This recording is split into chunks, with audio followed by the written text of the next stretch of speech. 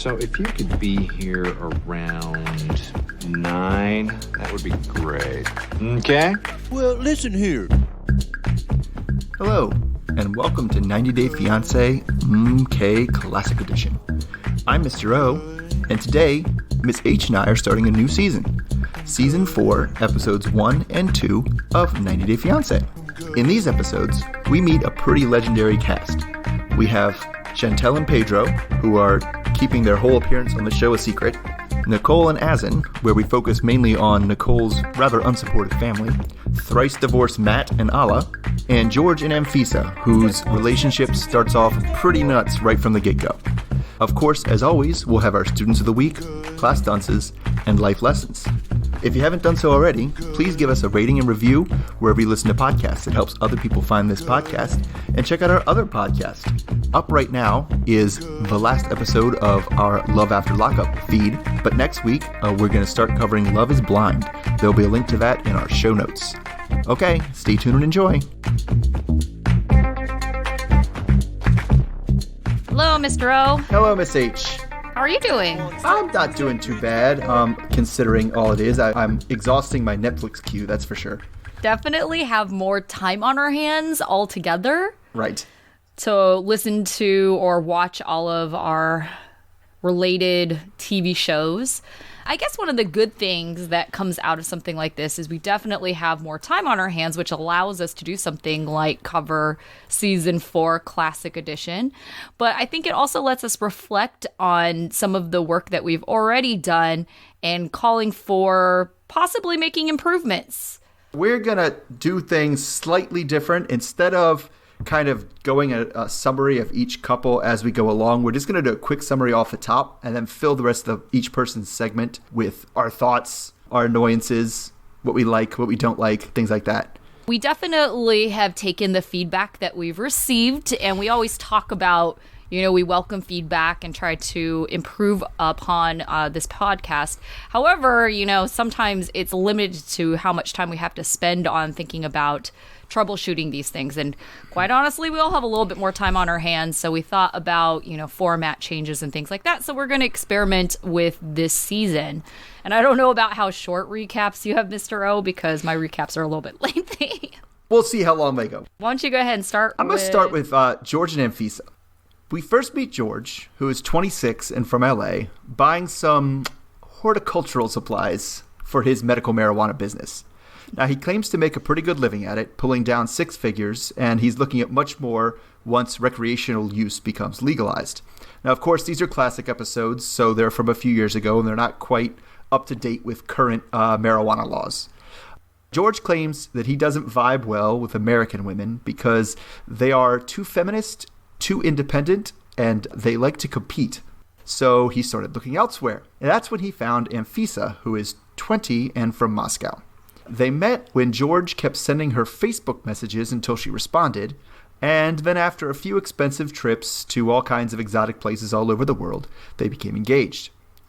After that, we meet George's sister and niece, who give him the pretty standard 90 Day Fiancé voice of reason talk, where we talk about, is she in it for the green card? What does she want?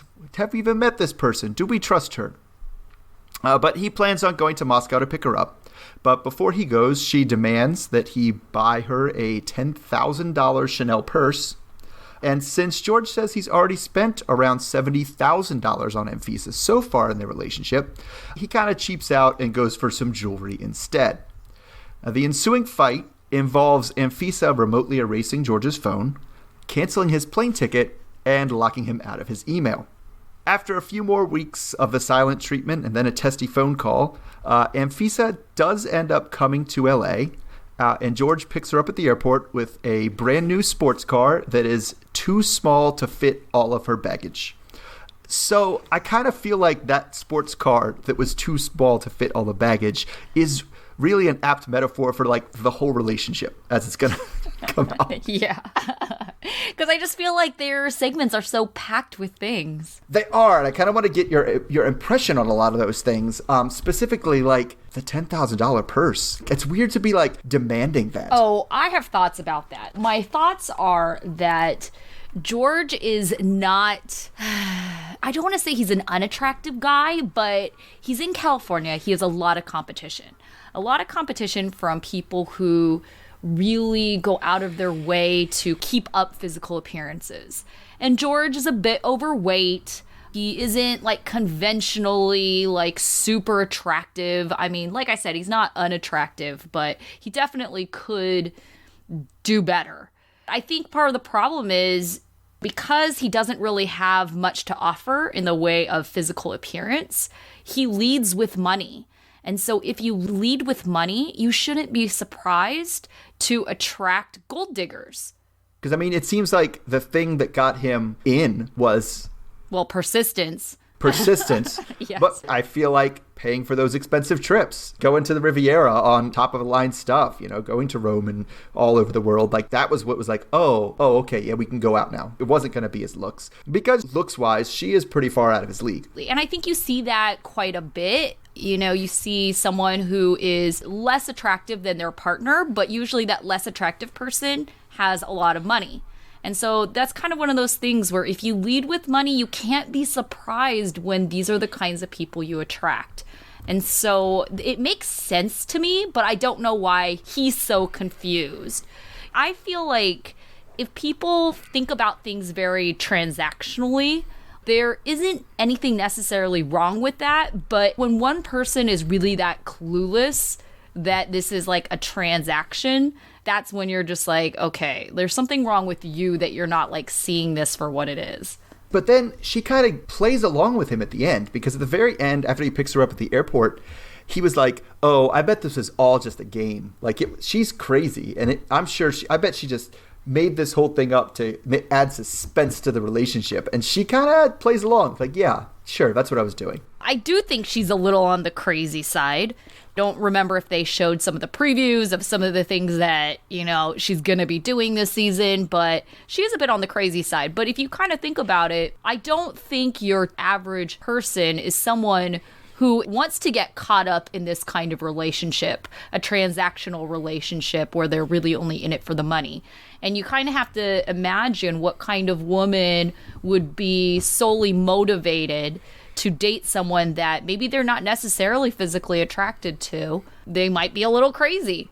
Because the other thing, too, is it's not just, you know, his physical appearance, because he could probably do fine in America, but he has this weird hang up against American women and feminists that kind of came out of left field for me. I thought so too. And reading into that a little bit, I feel like it's not even feminists. I think he is talking about independent women that don't need him. Okay. And so kind of going back to the whole, you know, he's really leading with money. He really feels that he is most successful in relationships where he's needed. So the person is dependent on him because that's what keeps them around. You know, if he's the one providing for them, they're kind of pretty much stuck with him. And so it's not about if they're really into him. But if he's dating what he refers to as a feminist, I think what he really means is someone who is independent. And so someone who's more independent doesn't need him for anything. And so now it becomes, do they want to stick around? And maybe they don't want to stick around because maybe he doesn't have the personality. Maybe he doesn't have the smarts. Maybe he doesn't have the sense of humor that really keeps someone around. That scans, because it was the other thing he threw in there was the phrase, they like to compete. It just seems like he's really looking for a woman that wants to be a kept woman, that wants to be like, no, I would never dream of making more money than you. I would never want to have my own career. That's crazy. Of course, I just want to be like your housewife, which is, in my opinion, really gross. That could be it too, because he may just want someone who is there to take care of him. But at the same time, let's look at Anfisa. She seems a little on the self-centered side. I can't imagine that she's the kind of person who's going to be like, yes, let me cook for you and rub your feet at the end of the day. You know, she's going to be like, okay, let's hire someone to do those things. She also just doesn't seem like the person that would be at home that you could come home to and have a really in-depth, deep conversation with, or a knowledgeable conversation about things that are going on in the world. Or she's not the kind of person that you're going to talk, that's going to be in a book club, let's say, for instance. A book club. I do want to say about his income. He says that he makes a 6-figure income, and I wonder a little bit about that. I am a little bit suspicious. So like you mentioned when you're doing the recap, that this was years ago, and so marijuana wasn't legal in California recreationally when they were filming this. And so a couple things are just like odd to me. One thing is his constant change of cars. If you notice, he was driving like a Honda. I can't remember what it was. Yeah. And it looked like they had new plates on it as well. So it's like, how do you go from having a new Honda to now having a new Audi? Like, that's a huge difference between the two. Because it wasn't like a bottom of the line Audi. It was a higher end Audi because it was a supercar type car. Engine in the back, only 2 seats type of car. Which was funny because she was not impressed with the car even a little bit. She didn't really care. She wants to have a comfortable ride. She probably would have been just as fine in the Accord as long as the Accord had a little bit more space. Like in the front seat, she probably would have been just as fine. She would have went for Escalade or something like that. She'd have been much more on board with that. It seems like she is also super demanding of him, not just the money. Because why did she have his Apple ID and his email password? What the hell was that? That was crazy. So when she wiped his phone, it was just like, how are you able to do that? I feel like that also says something. How does he trust her with everything? I couldn't trust her with anything. I mean, because if she had those things, she probably could just spend his money. With your email address and your phone, she could get into his Apple Pay. She could drain his credit cards. My guess on that is she could probably only go so far. I have a feeling that George lives a very cash-filled life, considering what industry he's in. Not that he's like distrustful of banks or anything like that, but I have a feeling that he deals with a lot of cash. The other thing outside of his show that I know about George is that his job has landed him in prison. Yes, definitely. So, is it 2 years that he's been in prison now? Yeah, he's been there for a little while. Well, who knows? You've heard that they're letting some inmates go early. And I definitely feel like he would be on that list because, I mean, he's due out like in, well, it's not quite 90 days because most of the inmates that they're planning on releasing are within 90 days. But this is something that now, is it like even legal there? I feel like the marijuana people are the first to go. I would agree with that. Yeah, because I know that's something he complained about is he's going to jail for something that's legal now. Like, why am I still in jail for this? If I did it like 2 months later, it would have been legal. Like, come on. Like, I don't know the actual details of it. I don't know. Having not seen the season yet, this just seems like this is the train wreck. Like, this is the one they're going for. Yeah, they're definitely up there with all of that. Okay, so here's the other thing that I was a little confused by is how in the world was she able to cancel his flight? That's a little bit scary. You know, you provide the right information and you can cancel someone else's flight. I don't even know how you cancel flights. Like, because the only thing is, did she pay for it? No, she didn't have to because she had access to his email, which had the confirmation number. Oh. And then you just go to the airline with the confirmation number and cancel the flight. That makes more sense. Because that's why she changed his email password so he couldn't get in and like say, no, don't cancel that flight. Don't do it yet. Because he tried to immediately do that and she had outmaneuvered him. She is definitely sneaky. It's not your first rodeo if you're like, no, I got to go in, cancel flight, change the email password. After I reset the phone, she knew exactly how to make sure that flight stayed canceled. I feel like he should be super scared at this point. Like, this girl, she can do damage. She has an idea and she's got like evil mastermind kind of thinking. So yeah, I feel like he definitely needs to be careful. But I kind of feel like the airlines, they should probably have like a secondary check or something like that. Like, oh, what are the last 4 digits of your credit card number that you paid with? Or something.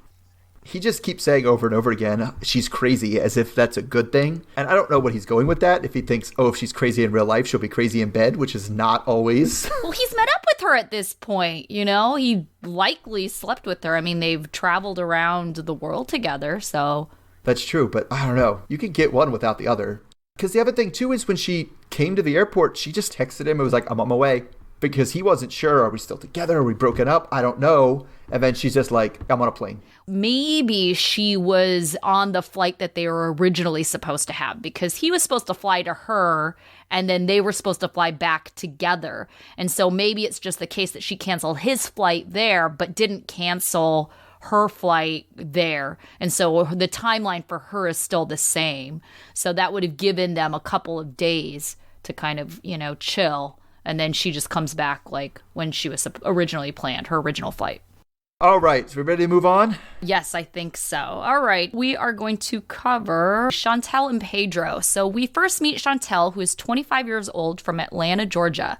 She's been a cheerleader since she was 4, so we open on her coaching a group of little girls. Her mom is also a cheer coach, and her dad is a basketball coach. She's very close to her family and actually just recently moved out of her parents' house where she had lived with her parents, her brother, and her sister. She's currently pursuing a degree in nursing and moved out because soon her fiancé Pedro will be living with her. Pedro is 24 from the Dominican Republic, and he's another personal trainer that we have on the show. So they met through a mutual friend who introduced them because Chantel wanted to learn Spanish and Pedro wanted to learn English. They spoke on video chat, and eventually Chantel went to the DR to visit him. They started a long-distance relationship, and the third time Chantel visited Pedro, he proposed. So Chantel has been involved in bad relationships in the past. She believes that American men don't treat her the way she thinks she should be treated. So originally, Chantel just wanted Pedro to move to the U.S., but they found that the fastest and easiest option was the K-1 visa. Chantel's family doesn't know that Pedro is here to marry Chantel. They believe he is there on a student visa and is only here temporarily.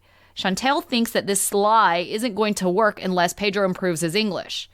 Karen, Chantel's mother, is excited that Chantel is moving out. However, she's relieved that it's not to the Dominican. She doesn't seem to mind that Pedro is moving in just as long as he doesn't distract her from her studies. Karen's other concern is that Chantel is being used. She doesn't want Pedro to mooch off of Chantel. She doesn't want to see Chantel get hurt, and she begs Chantel not to do anything stupid. Chantel doesn't even want to think about the consequences of telling her family, and Pedro believes his biggest challenge will be to get the family on his side. He really wants to prove himself to them.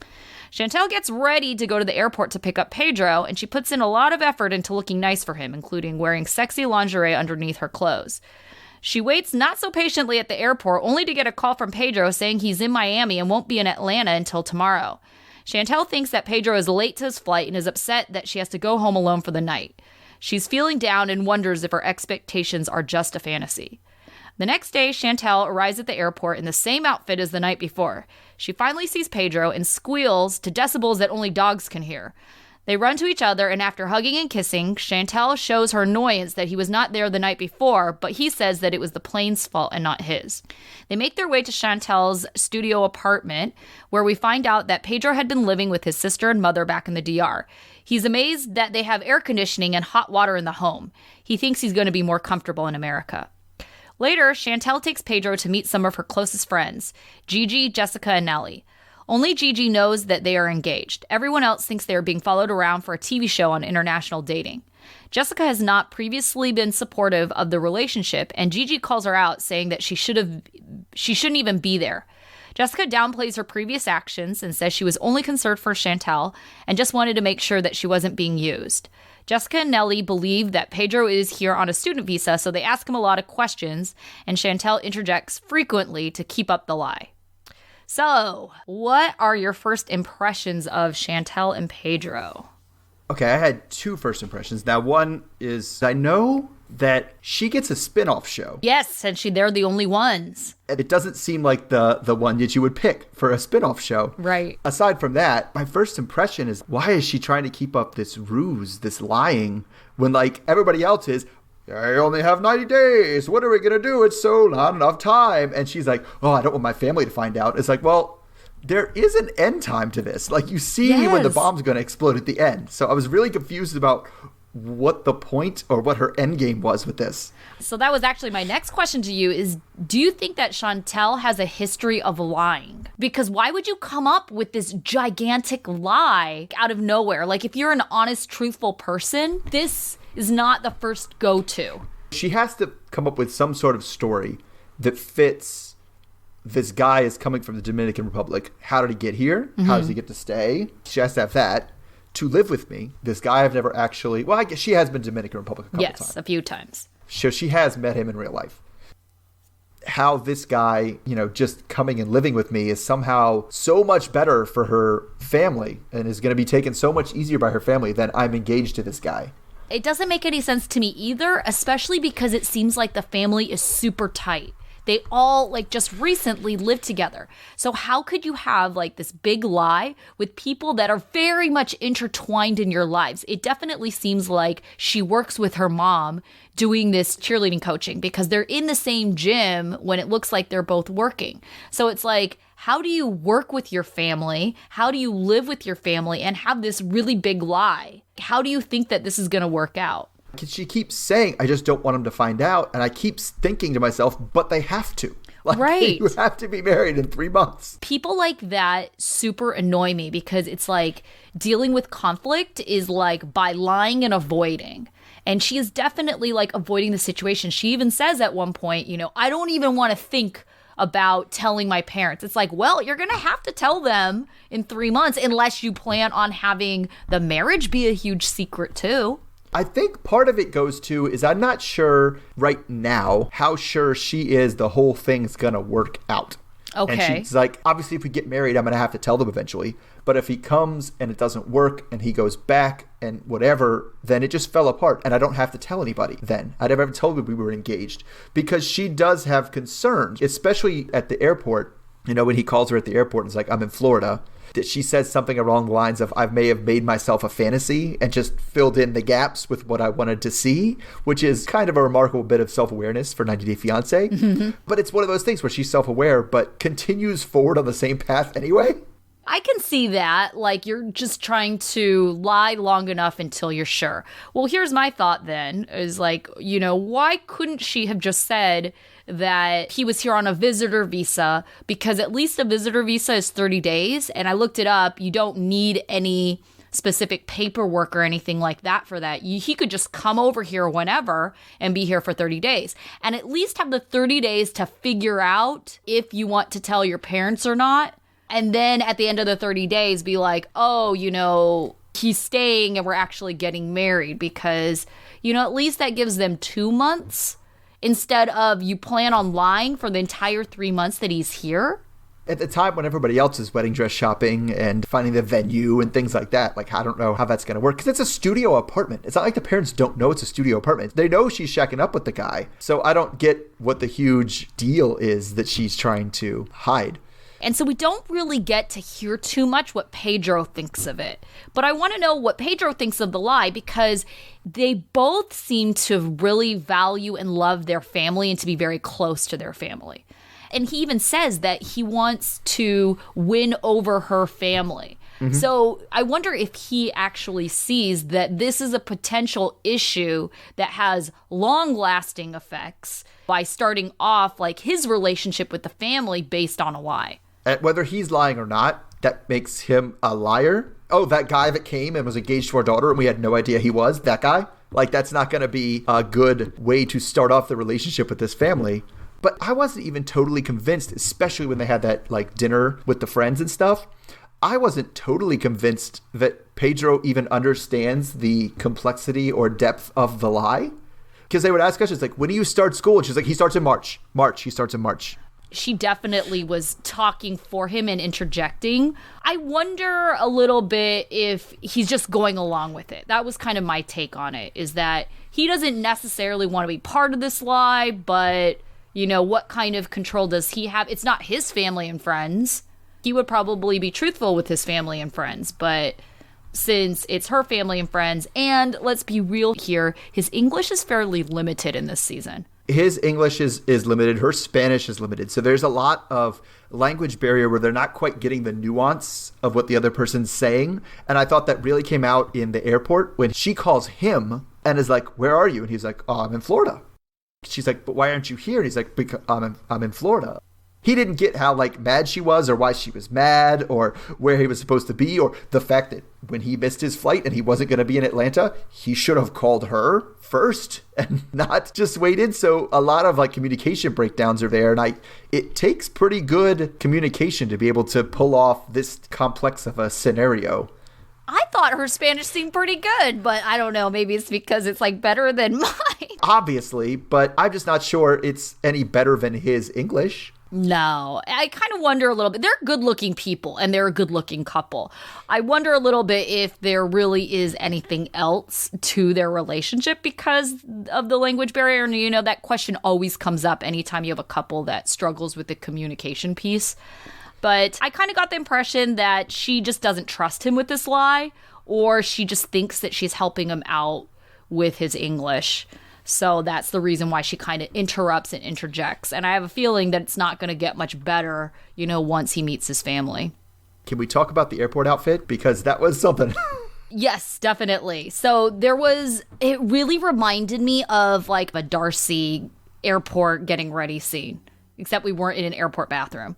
It didn't take as much engineering to get herself into this outfit as it does for Darcy. But yeah, it does have a Darcy type feel. It does have like the feel of the kind of thing you would wear if you were going to, you know, the club. A club, yes. But it almost seemed to me like if you're going over for like a booty call or something. Oh, God. You have like your jacket and like as soon as he opens the door, you like flash it open. Like that's what she was going for. Like that kind of thing. It's one of those things that works much better in theory than it does in practice most of the time because she could barely walk. I'm glad there were no stairs in that airport. Well, I mean, she was wearing flats. But her dress was so short and so tight, she would not have been able to step upward. So I thought it was funny that she picked the perfect outfit and then, you know, she had to go back to the airport. And so she wore the same outfit again. I get that she, you know, it's the perfect outfit. She probably spent a lot of time thinking about what to wear for this, you know, really special moment in her life, but I don't know if I would wear it again knowing that I'd been filmed in it the day before, and that would be the only reason why. If it was just me and there were no camera crews or no documentation that anyone saw me, then heck yeah, I'm wearing that outfit again. But the fact that, you know, she's already been documented in that, I don't know, I would. The thing that bothered me about it was it seemed it was an okay dress for the dark, but then it seemed really out of place in the light. Because it was very clearly late at night the first time she goes because there's barely anyone in the airport. And then the next day when she shows up to the airport, it's definitely bustling. So very different times a day. When the airport was empty and it's late at night, it was one thing. Mildly airport inappropriate, clearly a club outfit. But in like the daytime when everybody else is in like sweats and hoodies and she's in that, it just sticks out really bad. So did you notice in her place that she had roses laid out in a heart shape before she left to go to the airport the night before? And it was still like that when they got back. So my thought was, did you sleep on the couch or did you just redo it? I would go with redo it. It's not that hard to set up the roses in the shape of a heart. Well, I don't know. If she makes her bed anyway, I don't know if she's a bed maker or not. You know how some people are compulsively make it as soon as they get out of it, and some people just have never made a bed in 10 years. It's not like the more complicated rose things where they're like all over the bed. She did make just one heart. It wasn't like everything perfectly laid out. Now, the rest of the decorations, she had some champagne glasses and other rose things, flowers around. Those could stay. But I think she slept in the bed. I thought it was actually kind of cute that he was really excited about these simple things that we definitely take for granted in America. Oh, absolutely. Like hot water, air conditioning. You know, I don't personally have air conditioning because I live too close to the ocean. So most of the people here don't have air conditioning if you're like really close to the beach. But, you know, I was thinking about like, what would I miss the most if I didn't have like all my kind of luxuries that I take for granted? Yeah, hot water would be up there. Definitely hot water. I would miss my dishwasher, which he was pretty excited about the dishwasher too. And I was like, yes, I get you. Because that is like probably my least favorite. Yeah, I could see that. Dryer. I like my dryer. Places, they tend to have washing machines, but not dryers. So you have to line dry all your stuff. That would suck. But I don't know how I could get through my summers without air conditioning. That's rough. That would be. East Coast, especially your area, definitely difficult. All right, moving on. So next is Matt and Alla. We have Matt, who is age 43. He's from Williamstown, Kentucky, which I always look on a map, is about halfway between Lexington and Cincinnati. And he runs what he says is a car dealership with his close friends, but it doesn't look like a car dealership. It looks more like a garage or a warehouse of some kind. I was very confused about that. So the first thing we learn about Matt is that he is thrice divorced, although he does not live in a van down by the river. He's been actively looking for wife number 4, but claims that he has too much baggage for American women. And so Eastern Europe was his only option, which seems suspiciously narrow to me. Yes. So soon he comes across Alla, who is 30 and from Kyiv, and has a 7-year-old son named Max. Prior to this season, Matt had visited in Kyiv for a trip that probably would have qualified for like before the 90 if it had existed at the time. And they also went on a trans-Mediterranean trip of some sort. Before Alla gets on the plane, we see Matt and Alla on Skype for one last time, where Alla shows us the 4 bags that she's packed her entire life into, and also tells us how nervous she is for Max to start a new life in America. And Matt also agrees because Max doesn't speak any English at all, and he's worried that if he and Max don't get along, that's going to be the end of the relationship. So after that, we get a pretty standard voice of reason segment back at the car dealership place of employment thing with Matt's buddies and his twin brother. And their workplace apparently has a keg with multiple taps in it. So everybody's sitting around having a beer. And during the conversation, things don't go very well between Matt and his best friend, Patrick. Patrick says he's been there for all 3 of Matt's divorces, and he gets really depressed every time he gets divorced. And Patrick is always the one there who has to help him through and pick up the pieces, and he's not really looking forward to doing that again. So after that, one of the friends proposed they have a toast to Matt and Alla, but Patrick refuses to participate, which makes Matt cry. After that, we meet Matt's mom, Marianne, who reminded me a lot of Liza Minnelli. She's very much on Team Matt, and they have a conversation about how Alla is going to fit into his life there and how things are going to go. So after that, Matt goes to the airport where he meets Marianne and I think his sister. But they meet there, and Alla and Matt get off the plane, where Matt is jumping through the terminal. Very energetic kid. Yeah. So apparently they go straight from the airport to a giant Christmas/engagement party where apparently everyone from Matt's family shows up, and everybody's wearing name tags, and they have this whole situation where Matt and Alla have to sit and everyone watches them talk. And Alla feels that, she's kind of weirded out by how many details Matt is sharing about their relationship, about when they met, how long they've been together, and things of that nature. And that's kind of where it ends. So the thing I couldn't shake is, like, from what they edited, Matt seemed pretty normal. He does. So I feel like, though, he's been divorced 3 times and he's still so desperate to be with somebody that there's something terribly wrong with him that we just haven't seen yet. I think what the terribly wrong thing is that he just picks the wrong people. And I think a lot of the people, his support, like his friends and family, definitely implied that, because I think they said the first and the third wife cheated on him. And so that was kind of the reason why that ended in some kind of divorce.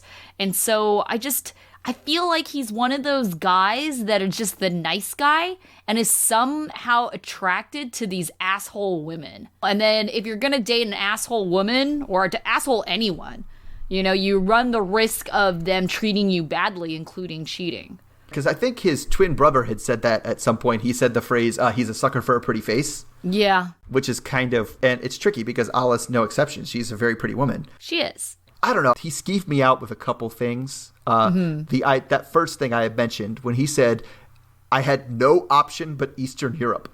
It's gosh. There's a lot of other options. But I mean, let's take a look at just generally what the 90 Day Fiancé franchise comes up with. This is my last chance at love. I will never love again. So it makes sense that this kind of falls in with this is my only option. It's very dramatic and just not true. I guess it wasn't just that he's that kind of desperate. Like, he just needs to be alone for a while, it seems to me. Mm-hmm.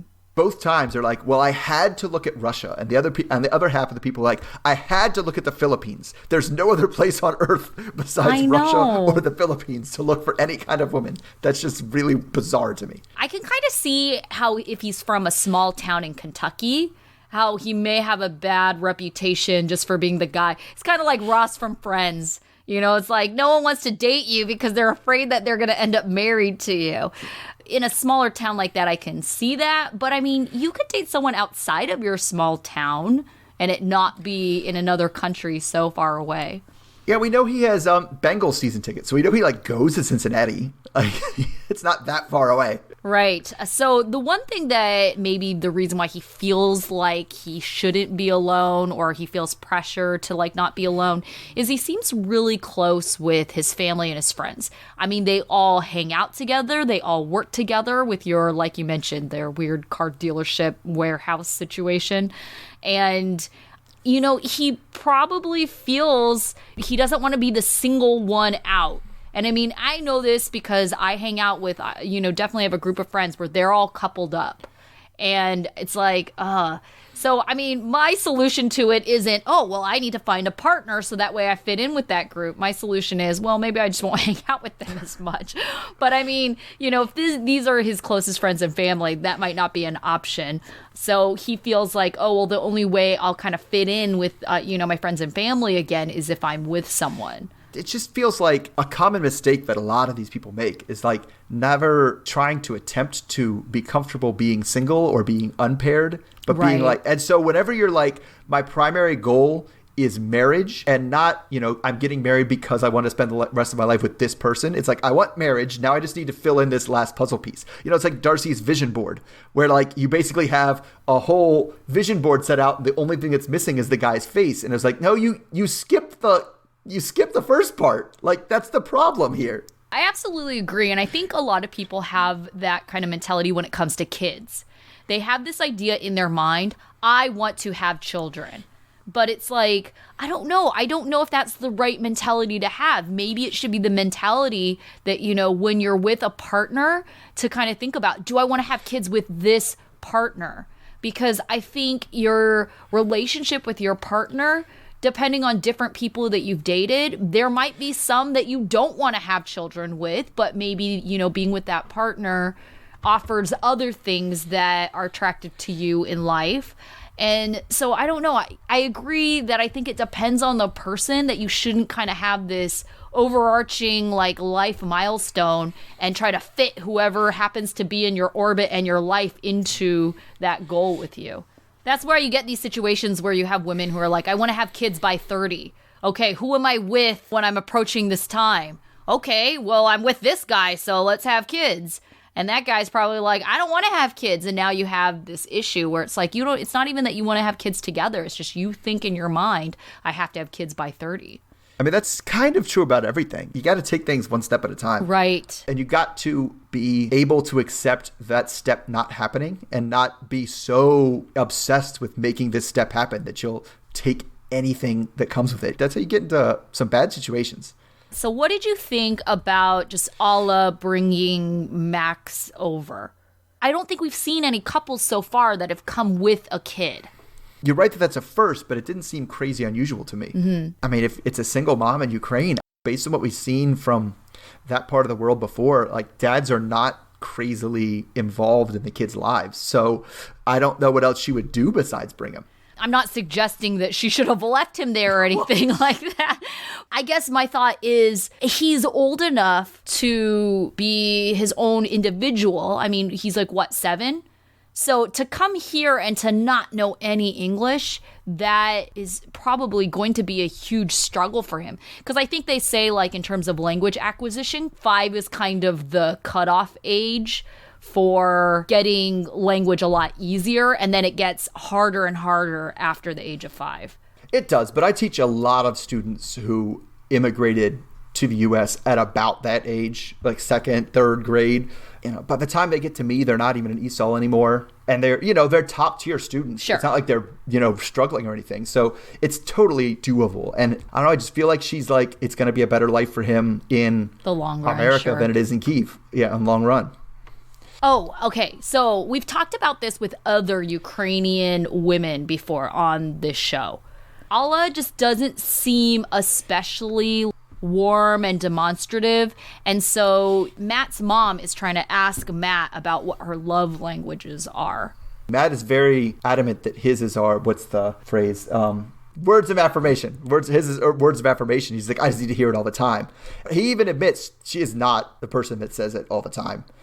It is weird how much different it is to express like love for a child than it is to express love to a partner. Absolutely. And so I totally get like her saying it to her son, constantly and all the time, and him being like, but you don't say it to me all the time. Matt does seem like his emotions are pretty much right on his sleeve. If he's feeling bad or feeling sad or feeling insecure, you're going to know that immediately. Definitely, he comes off as a very, very nice guy, which is why I feel like he's been taken advantage of in the past. And he is the guy that the phrase nice guys finish last was based off of. Another question I had about them was there was a little bit of an inconsistency with the timeline. It came up at the end, and that's when she was like, I felt like he was sharing too much. Because it seems like he visited Kyiv and went to Ukraine while he was still married. Yes. And they met then, but didn't start dating then. And then when he got divorced, he like called her back up and was like, how you doing? Like, I don't know why he was in Ukraine when he was still married. Because he didn't say still married. He still quote unquote attached to his ex-wife. So they might have been separated. I was just very confused about that whole situation. I definitely was confused about it as well. It kind of sounded like he might have been in between maybe ex-wife number 2 and ex-wife number 3. So he may have ex-wife number 2. They were already like getting divorced, but he was, still legally attached. And then ex-wife number 3 probably came shortly after. And so I don't know. I feel like the only way that can make that timeline work is if he's referring to 2 different ex-wives, which it's possible because he has 3 to choose from, right? That also just seems like one of those things. I hope it doesn't, but we've seen this in a lot of the newer ones where it's just like that thing that they keep saying all the time. He's been divorced 3 times. He's been divorced 3 times. Did you know he's been divorced 3 times? Oh, God. Because he's been divorced 3 times. How many times? 3. That's so many. So I don't know if you caught this, but this to me was probably the funniest moment of the entire show. So they're at the party and Max is full of energy and you see him like with a champagne glass and like sniffing because he's like, what's in it? And there's only a tiny bit at the bottom, So he just decides to drink this random glass. It's like, okay, I don't know. Even if you're a kid, why are you drinking someone else's random, like, leftover drink? So he drinks it, and Alla, like, from across the room is like, oh my gosh. And she, like, runs over and is, like, freaked out that, her kid just drank champagne. I like the way they edited that because they were just like, where did Max go? Did we lose Max? Yeah. And everybody's like, oh, it's fine. He's fine. He's fine. He's just drinking the champagne. Don't worry about him. For 7-year-old kids, you usually don't have to worry about that because they'll like get the first sip of it. And they'll be like, ew, what is this? Yeah. This is bubbly and gross. I don't like this. It burns my tongue. But yeah, it was funny. I've really enjoyed Max. Max is full of energy. I don't know that I would want to live with Max because he is a high energy kid. He definitely is. All right. So we have, oh gosh. It's almost like royalty, the number of times that they've been on this show. We have Nicole and Azin. So we first meet Nicole, 22, from Bradenton, Florida, with her 2-year-old daughter, May. Nicole met May's father while she was still in high school, and she met him online. After she graduated, she moved to Texas to be with him, and soon after became pregnant. May's father left her when he found out, and Nicole moved back to Florida, where she has strong family support. Nicole met her partner, Azin, 24, from Turadont, Morocco, when he reached out to her on Instagram. She describes Azin as tall, dark, and handsome. Things progressed rather quickly for the two, despite the fact that Nicole had no idea where Morocco was, and they were talking about marriage after just 3 weeks. Nicole is planning on visiting Morocco for 5 weeks without her daughter May to gather evidence of their relationship so Azin can apply for a K-1 visa and come to America. Nicole has a lot of family supporting her in Florida, and they all have a dinner to say goodbye to Nicole. The entire family is against the trip because they think that Nicole is naive and has done absolutely no research on Azin or the country. Robalee, her mother, thinks that Nicole is being irrational. She thinks there are monsters in the world and she doesn't think the risk is worth it. The rest of the family brings up other dangers Nicole might encounter, such as pickpocketing, caning, human trafficking, and different religious and nationalities. The family subtly hints through humor that Nicole could disappear forever or die over there. Thomas, her stepfather, prays that the guy actually likes her. Robalee adds that she thinks their looks don't match up, so she thinks Nicole is being targeted. Nicole's daughter is going to stay with her sister, Ashley. Ashley is concerned that this has long-lasting effects because Nicole will be gone from May for 5 weeks, whereas previously the longest Nicole has been away has been 3 days. Nicole isn't mad that her family has concerns because she thinks their concerns mean they care. Also, she understands that she doesn't always make the smartest decisions, which is why her parents don't trust her. In the end, she just wants to follow her heart. On her way to the airport to fly to Morocco, she video chats with Azin, and she tells him how excited she is to kiss him. She says she loves him, and he says he loves her too. Robali is also in the car, and she thinks that his "I love you" doesn't sound sincere. We briefly meet Azin, who is a personal trainer. He loves Morocco, and he hopes that Nicole also loves Morocco. He's picking Nicole up from the airport with his friend Hamza. Azin says he's worried about her size, but he says, is she too tall or too short? Nicole lands and is navigating through the airport trying to find Azin. She peeks through every opening to see if she can get a glimpse of him. She says she feels like she is walking through this forever aisle to finally meet him. As soon as she sees him, she drops her luggage to run to him. As soon as she meets him, she physically clings and hangs on to him. Hamza says that Nicole looks good and cute, and she seems to be happy with him. Azin also thinks she is pretty and cute.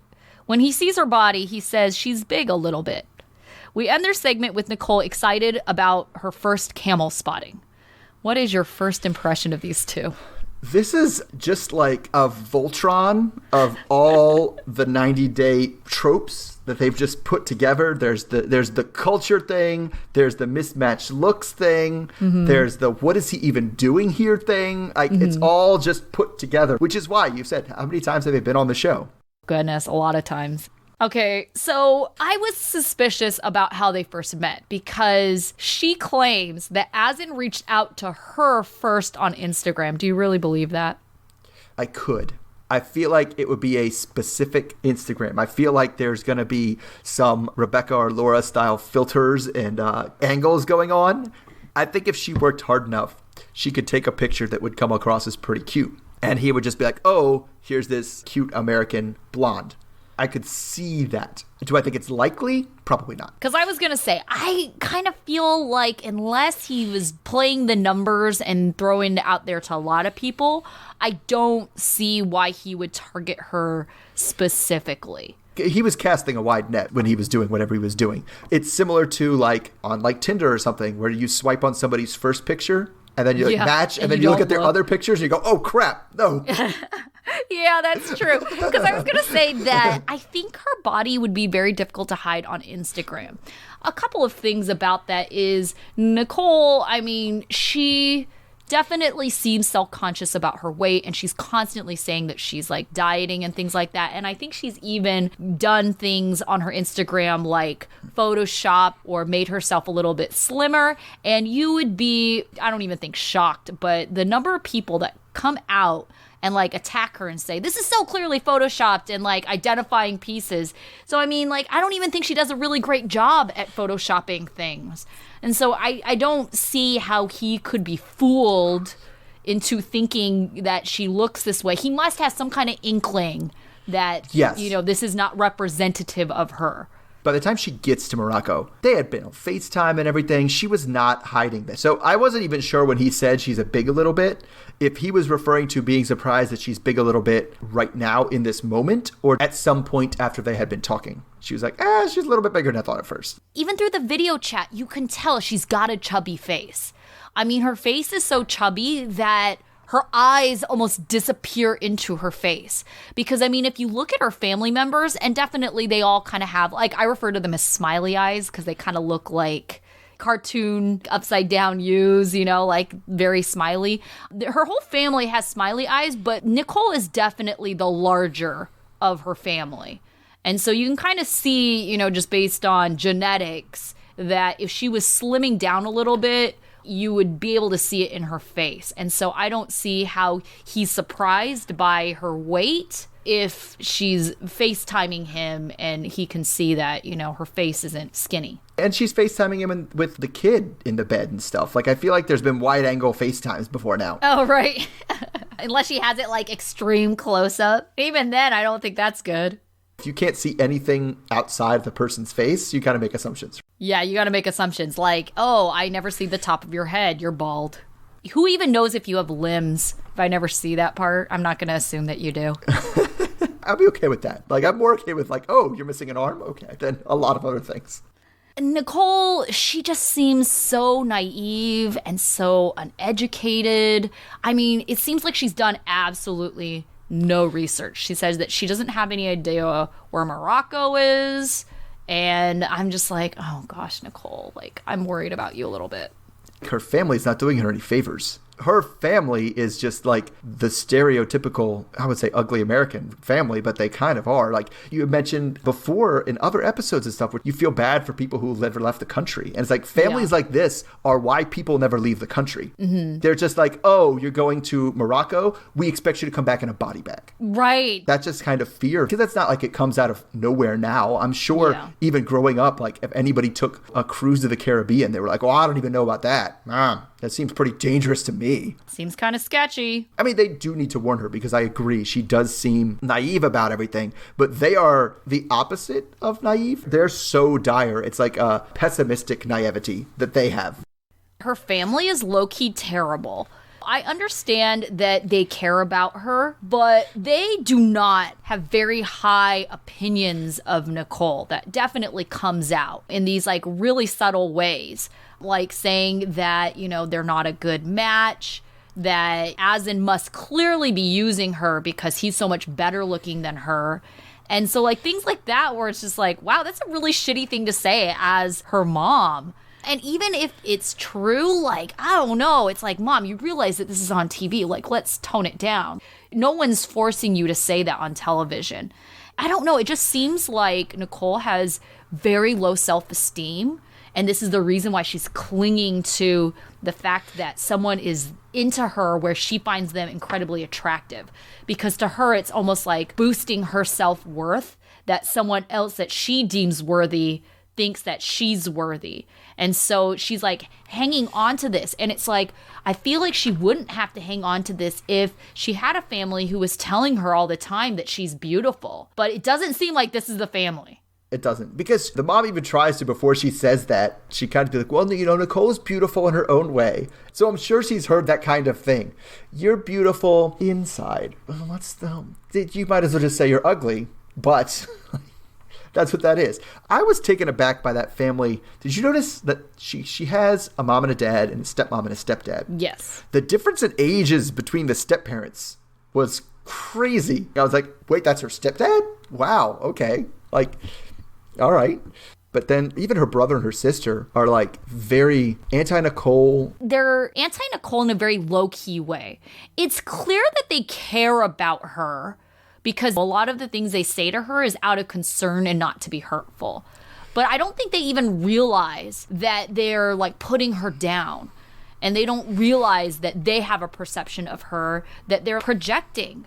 I feel bad for Nicole that she doesn't have someone kind of in her family telling her that she's worth more. Instead, they're kind of framing it in a way where this guy is like using you. How in the world could this guy be into you? This might be like the only family, maybe I'm wrong, but I don't think they said, but there's plenty of guys here. That's what I'm saying. Like, I feel like that would be the better way to frame it and being like, you're an attractive girl. There's plenty of guys around here. I was just taking for a given. Of course, we understand why you had to go to Africa to find somebody. Like, that makes sense. But right. But that one specifically seems like he's using you. So you might want to be careful. Couldn't you have found an uglier African? That seems like it would have been a better choice. Yeah, then he could actually love you if your looks matched up. The thing that struck me, she's really young. Is she the youngest American that we've seen? No. Oh, no, Josh and... Yeah, they were like 20 or 21 or something. Yeah, our religious couples are usually a little bit on the younger side. One thing, though, that I also struggled with Nicole is her being gone for 5 weeks. Your daughter's 2 years old. 5 weeks is a lot. And how you know it's a lot is when parents are still measuring things based on months or weeks old. I do know some parents who are like, oh, she's 73 months old. I'm like, what? I don't even know what 73 is. What are you doing? You can go up to 24. After 24, they're just a year. Agreed. But she's 2. And yes, I agree. I've had 2-year-olds. 5 weeks is insane. That is so long. I think that also says, like, she's just really selfish. I'm not saying she's a bad mom in terms of parenting, because I just don't know. But I think it is very selfish of her to be gone for that long for someone that she can't even make a guarantee that this is worth her time. I mean, this is, again, another one where if before the 90 days had existed, they would be on that show instead. Oh, yeah, before the 90 days, sure. They can't get the K1 yet. That's why she's going to Morocco, because they've never met in person. So they have to have that documentation that they've met in person before they can even apply for the K1. And I think that's a lot to load on one person. Like, I don't know. I love my niece, but I would be super hesitant to have to take care of her for 5 weeks. That is a long time to put a burden on someone else. It really is. And a 2-year-old childcare gets a whole lot easier once they turn 5 and go to school. But you're with them all the time. All the time. Is she in daycare? Uh-huh. I can't imagine. Nicole doesn't seem like she has a lot of money, because I think they said that she's living with her sister right now. But not the sister she dropped the kid off with, because they drove to her house. I think she's living with family members. I definitely get the impression early on that she just doesn't have a lot of money and that she's just kind of couch surfing, which also isn't a good idea. It's like, you're spending all this money to fly to Morocco. It's like, why don't you work on getting a stable home for you and your child? Her priorities just seem really messed up to me. And then when she actually sees him in real life, she can't get over how hot he is. And she's just physically hanging on him and just pawing at him the whole time. It just makes me so uncomfortable. It's like, this poor guy, give him a little bit of space. So I think that is it for them, right? Yeah, I think that's it. Okay, so your student of the week. I'm going to go Matt. He seemed to be the most self-aware. He understood his limitations. He's kind of understanding what he wants out of a relationship. He's actually considering how things are going to go. How am I going to fit Max into my life? He seems to have this more thought out than anybody else. So I applaud that. Okay, because my student of the week is actually Matt's mom. And I just thought she was so adorable, how welcoming she was to Alla. She's the one who went with Matt to the airport. And she said something just super, super sweet to Alla, welcome to the family. And I mean, this is, as much as, mother-in-laws kind of get a bad reputation, this is the, ideal mother-in-law. She just seems really, really, really sweet. So she is my student of the week. Okay, what about your dunce? Anfisa. For the whole canceling the plane ticket, changing the email password shenanigans, that's just off the wall. And especially just the way she kind of played it off as, oh, haha, isn't that a funny thing that I did? I'm playing along, of course, to surprise you, haha. Well, no, she's crazy in a bad way, and I didn't like it. So it's funny that you should say Anfisa is your dunce, because George is my dunce, because who in the world is putting up with that shit? Yeah. There's something wrong with you. I would have been okay, just call it a loss. Fine. She canceled my ticket. I should consider that a favor. And I'm just moving on with my life. But no, George is the one who is obsessively calling her, trying to make things right. And it's no, at that point, if she's the one being irrational, you walk away. What's wrong with you? You deserve everything you get if you're going to choose to stick around in these conditions. What about your life lesson? I'm going to go for Chantel and Pedro. It relates to them, is that you have to think of a better lie. Yeah. If you're going to lie to people, you should have practice at it. You should have a believable story. You should have something that isn't going to fall apart at the first mention of anything. If you're going to do it, really commit to your lie if you're going to lie. Don't half-ass it. My life lesson actually stems from Nicole and Azin, and it's really having to do with Nicole's family. Don't project your idea of your children onto that child, and really be careful about how you are encouraging them or discouraging them, because it could really have a significant effect on their psyche, and that also can lead them to making poor decisions. Because I truly believe that the reason why Nicole is making kind of these decisions when it comes to relationships is because she's so desperate to feel attractive, loved by someone. And I feel like she's not getting that from her family, which is where you should be getting it, at least the first however many years of your life. And I feel like she just hasn't. And so she's just really desperate for that acceptance and love from someone else, which is why she's making these terrible decisions hey, let me graduate high school and move to Texas and get knocked up immediately. That's true. I mean, it feels like everybody I've ever heard that has a terrible relationship with their family and they were like, I just had to escape that family. It does have some sort of thing to do with they just refused to accept and love who I was and kept trying to make me into somebody else. Yeah. And that's kind of what's going on there. We're just getting started with this season, so we'll be covering 2 episodes at a time. So next week we will have season 4, episodes 3 and 4. And like we mentioned at the beginning, we are experimenting with a new format. So we'd really love to hear your feedback, what you thought of it, especially if you have been listening for a little while. So if you want to go ahead and leave us a review or send us an email, that's all included in our show notes. Yep. Okay. Till next week. All right. Bye. Bye.